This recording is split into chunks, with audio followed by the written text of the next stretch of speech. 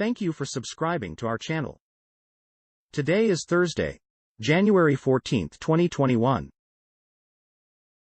Fox report: Hong Kong ISP blocks access to pro-democracy website under national security law. A Hong Kong internet service provider on Thursday said it had blocked access to a pro-democracy website to comply with the city's national security law.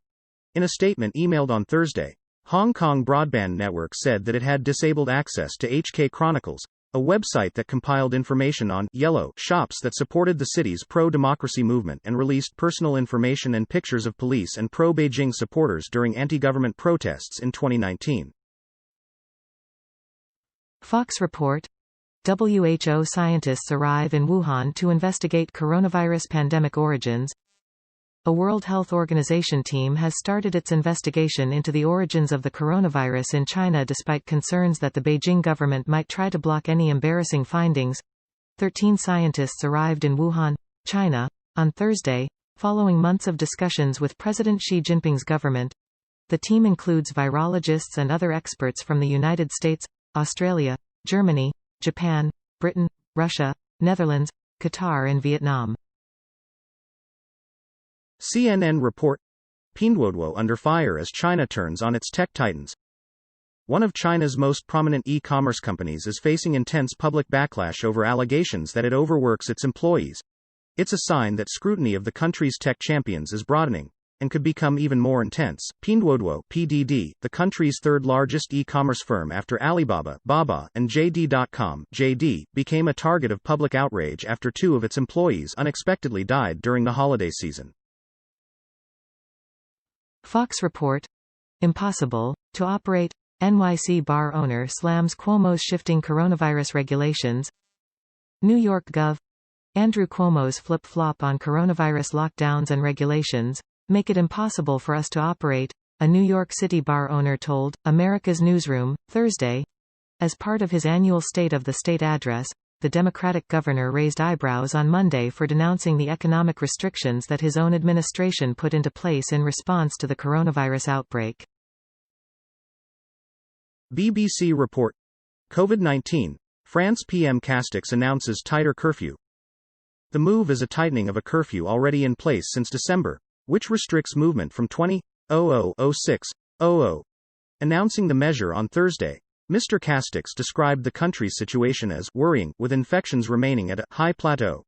He also announced new restrictions for people arriving into the country.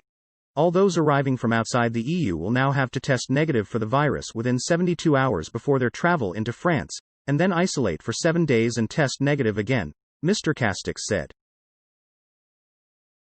CNN report: Volkswagen and Audi are starting to challenge Tesla. The world's largest carmaker is starting to gain ground on Tesla. Volkswagen VLKAF sold 231,600 battery electric vehicles in 2020, according to figures published by the company on Wednesday. While that's still less than half the number of sales Tesla (TSLA) made, it represents an increase of 214% on the previous year and shows Germany's huge auto industry is beginning to mount a challenge to the leader in electric cars. BBC report: Australia, man held after armed raid in search of cat. Tony Whitman allegedly stormed the shelter on Monday in full camouflage gear and pointed an assault rifle at a female worker. Police say the victim and her colleagues are traumatized by the incident. Mr. Whitman, 44, faces charges including kidnapping, false imprisonment, armed robbery and firearm offenses. Police say he called the Lost Dogs Home Shelter on Monday but was told he would have to wait until the following morning to claim the lost cat. Fox report: Oakland police seize offices' phones over inflammatory social media posts. California's Oakland Police Department has taken up to 100 city-owned phones from officers on its crime reduction team while it investigates complaints that some personnel were linked to a social media account with racist comments and criticisms of agency policies. The move, first reported by KTVU, the Fox-owned station in Oakland, is part of a probe to determine whether any current employees violated department policies, the city's code of conduct, or any laws by making comments or expressions supporting objectionable speech, Oakland police said in a Jan. Deutsche Welle report: Russia warns Kremlin critic Alexei Navalny of immediate arrest on arrival. Russian opposition leader Alexei Navalny was warned Thursday by Russia's Federal Prison Service, the FSIN, that he faces immediate arrest if he returns to his home country on Sunday as planned. Navalny, one of President Vladimir Putin's main rivals, has been recovering in Germany following his poisoning with a nerve agent in August 2020. The 44-year-old fell ill while aboard a domestic Russian flight from Siberia to Moscow and was later flown to Berlin for treatment. CNN report: Biden intends to name Jamie Harrison as his pick for DNC chair. President-elect Joe Biden intends to name Jamie Harrison, the former South Carolina Democratic Party chair and 2020 Senate candidate, to be the next chair of the Democratic National Committee. Democrats familiar with the decision tell CNN, Harrison has long been seen as the only candidate for the job. He will still be required to face an election by DNC members, but a win is almost a foregone conclusion with the support of the incoming president. Al Jazeera report: U.S. Virginia governor backs move to end death penalty. Virginia Governor Ralph Northam has said he supports a bill introduced by state legislators to end capital punishment in the state, U.S. media reported. State legislators in Virginia's House and Senate on Wednesday introduced bills that would abolish the death penalty and convert existing capital sentences to life sentences without parole, ABC News reported.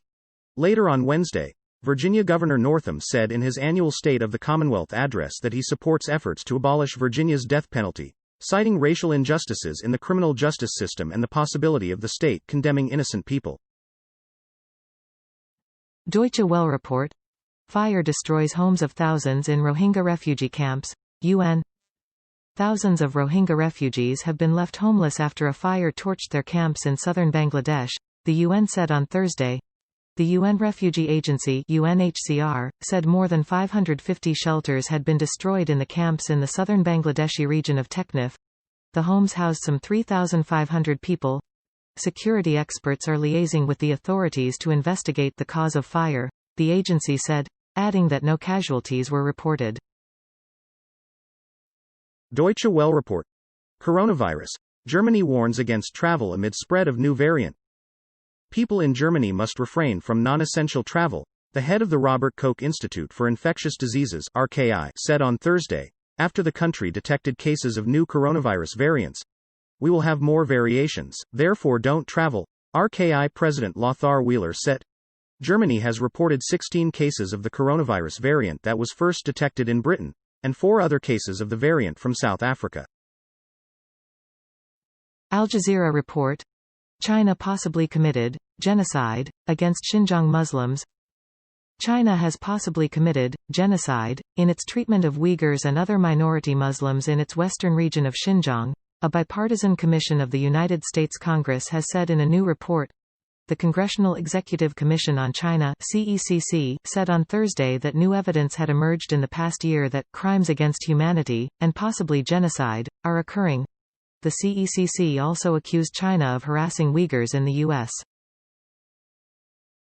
BBC report: U.S. blacklisting of how this could tip Yemen into huge famine. About 50,000 Yemenis are already starving to death in what is essentially a small famine, he warned. 5 million more are near starvation.